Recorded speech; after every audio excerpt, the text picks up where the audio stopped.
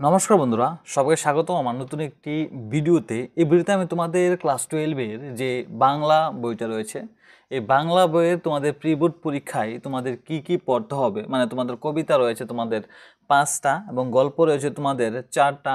এইগুলি থেকে তোমাদের কোন কোনগুলি তোমাদের খুব ভালোভাবে পড়তে হবে, মানে কোন কোনগুলি কোশ্চেনগুলি তোমাদের পড়তে হবে, এই ভিডিওতে আমি তোমাদের জন্য একটা ছোট্ট সাজেশন নিয়ে এসেছি।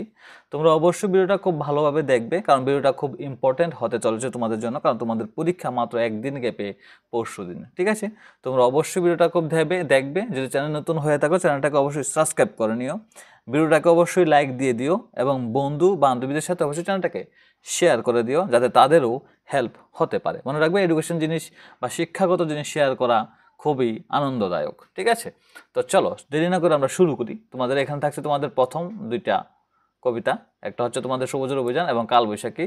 পরে ভিডিওতে তোমাদের 3টা দিয়ে দেবো। এরকম করে করে আমি 3-4টা ভিডিও তোমাদের কমপ্লিট করছি আজকের মধ্যে। ঠিক আছে, তো সবুজের অভিযান, তোমাদের 2-এর মান পড়তে হবে। আধমরাদের গা মেরে তুই বাঁচা কবি কেনই আহ্বান করেছেন, রক্ত আলোর মধ্যে মাতাল ভরে উক্তিটির তাৎপর্য ব্যাখ্যা করো। তো কাঁচা কানা দুলছে মৃদু হাওয়া, এটা পড়বে তোমরা। শিখল দেবীর এই পূজা বেদি কি, এই বিষয়ে কবির অভিমত লেখো। চিরযুবা তুই যে চিরজীবী, কবির এই উক্তি কাদের কাদের সম্পর্কে করা হয়েছে। বসন্তরে পরার বসন্তকে কে কারা কি পরিয়ে দেয়। লাগবে লড়াই, কাদের মধ্যে লড়াই লাগবে, এই লড়াইয়ের কি পরিণত হতে পারে। আনরে বাছা বাছা, কারা কোথা থেকে কি আনবে। আপন গলার বকুল মাল্যগাছা, কে কার গলায় পরিয়ে দেয়।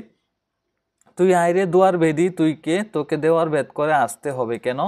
সংঘাতে তোর উঠবে ওরা রেগে, ওরা কারা, তারা রেগে যাবে কেন। চিরকাল কি রইবে খাড়া, চিরকাল কি খাড়া থাকবে না এবং কেন। এই অধ্যায়টি তোমাদের এই 2-এর মানগুলি তোমরা অবশ্যই শিখে নেবে, খুবই ইম্পর্টেন্ট। ঠিক আছে, এই অধ্যায় থেকে তোমাদের 5 মানগুলি শিখতে হবে। শিখল দেবীর পূজা বেদি, চিরকাল কি রইবে খাড়া। কোন কবিতা থেকে উদ্ধৃতাংশটি নেওয়া হয়েছে। শিকল দেবীর বলতে কি বোঝানো হয়েছে। চিরকাল কি রইবে খাড়া থাকবে না, চিরকাল কি খাড়া থাকবে না। আমার দুরন্ত আইরে আমার কাছা। ঠিক আছে, দুরন্ত বলতে কি বুঝিয়েছেন কবি। দুরন্তদের কমছে কবির, দুরন্তদের নিয়ে কবির ধারণা বা প্রত্যাশা কি। ঠিক আছে, কিছু কিছু বানান ভুল হতে পারে, কারণ খাতা থেকে আমি ছবি তুলে এগুলি লিখেছি, তো তোমরা দেখে নিও একটু। আধমরাদের গা মেরে তুই বাছা, কোন কবিতার অংশ, কাদের আধমরা বলা হয়েছে এবং কেন বলা হয়েছে। ঠিক আছে, তারপর দেখো, প্রচ্ছুরিতর উচ্ছে তুলে নাচা কেমন কর্ম, কোন কবিতার অংশ, অধিকাংশটি কি আহ্বান করেছেন তা আলোচনা করো। লড়তে ওরা চায় না মাটির ছেলে। ঠিক আছে, অধিকাংশটি কবিকে, কবিতার নাম কি, মাটির ছেলে বৈশিষ্ট্য কি, তারা কিভাবে জীবন কাটাতে চায়। তারপর তোমাদের পড়তে হবে চক্ষু কোণ দুটি ডানায় ঢাকা, কাদের সম্পর্কে এই কথা বলা হয়েছে, তাৎপর্য লক্ষ্য। রক্ত আলুর মধ্যে মাতাল ভরে, কি কবিতার অংশ কি, রক্ত আলু বলতে কি বোঝানো হয়েছে, আর অধিকাংশটি তাৎপর্য ব্যাখ্যা করো। তারপর পড়বে তোমাদের ওরে নবীন ওরে আমার কাঁচা, নবীন বলতে কাদের বুঝিয়েছেন, তাৎপর্য কবি কোন কোন বিশেষণ দিয়েছেন তাদের জন্য। ওই যে প্রবীণ, ওই যে পরম পাখা, চক্ষু কোণ দুটি ডানায় ঢাকা, প্রবীণ ও পরম পাখাদের বৈশিষ্ট্য কি, চক্ষু কোণ দুটি ডানায় ঢাকা বিষয়টি আলোচনা করো। চিরযুবা তুই যে চিরজীবী, চিরজীবীদের কাছে কি চেয়েছেন, কবি তাদের চিরজীবী বলেছেন কেন। ঠিক আছে, নেক্সট তোমাদের থাকছে কালবৈশাখী। তোমাদের 2-এর মান পড়তে হবে। দেখো, তোমরা অবশ্যই দেখবে এটা। আজিকে যতেক বনস্পতির ভাগ্য দেখি মন্দ, আজিকে বলতে কোন দিনের কথা বলা হয়েছে, বনস্পতির ভাগ্য মন্দ কেন। ঠিক আছে, ওদের এটা পড়বে।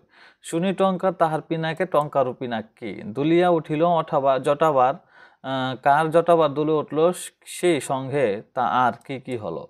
আলোয় কুলায় তন্দ্রা বুলায়, গগন বলিলকে, কথাটির অর্থ কি। কানন আনন পাণ্ডুর করি, কার সম্পর্কে কথা বলা হয়েছে, তার প্রভাব সম্পর্কে আলোচনা করো। নেক্সট, হোক সে ভীষণ ভয় ভুলে যাক উদ্বুদ্ধ উল্লাসে, সে বলতে কাকে বোঝানো হয়েছে। নেক্সট, অঙ্কুশ কার জলসিয়া উঠে, দিক হতে দিগন্তে, অঙ্কুশ কি, এরকম উক্তির কারণ কি।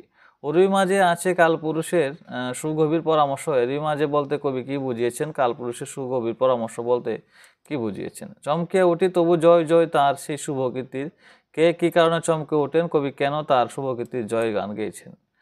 নিমেষ নিমেষ গণিছে তাই কি তাহারা সারি সারি নিস্পন্দ, কে নিমেষ গণনা করছে, লাইনটি তাৎপর্য ব্যাখ্যা করো। আলু ঝলমল বিটপির দল নিঃশ্বাসে নিঃশঙ্ক, উক্তিটির তাৎপর্য ব্যাখ্যা করো। তারপর তোমরা পড়বে কালবৈশাখী থেকে 5-এর মান। কালবৈশাখী আসে কোন কবিতাটির অংশ, কবিকে, কালবৈশাখী কিভাবে আসে তা আলোচনা করো। তারপর আলোয় কুলায় তন্দ্রা বুলায় গগন বুড়িলোকে কার লেখা কোন কবিতার অংশ? আলোয় কুলায় কথার অর্থ কি? উদ্যাংশটি তাৎপর্য ব্যাখ্যা করো। মধ্যদিনে রক্তনয়ন অন্ধ করিলোকে, রক্তনয়ন কথাটির অর্থ কি? মধ্যদিনের রক্তনয়ন অন্ধ করিল কে বলে মনে হয়? সে যেন তাহার বিরাট মুখে ভীমকুণ্ডল জটা কার লেখা কোন কবিতার অংশ? সে বলতে কবি কি বুঝিয়েছেন? উদ্দীর্ঘটির তাৎপর্য ব্যাখ্যা করো। আকাশ কটাহে ভীম্র মেঘের গটা, আকাশ কটাহ শব্দের অর্থ কি? মেঘের গটা বলতে তিনি কি বুঝিয়েছেন?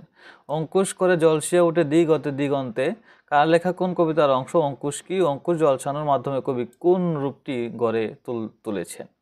চমকিয়া তবু জয় জয় কার শুভকীর্তির, কে কি কারণে চমকে ওঠেন? কবি এখানে কার জয় জয় ঘোষণা করেছেন?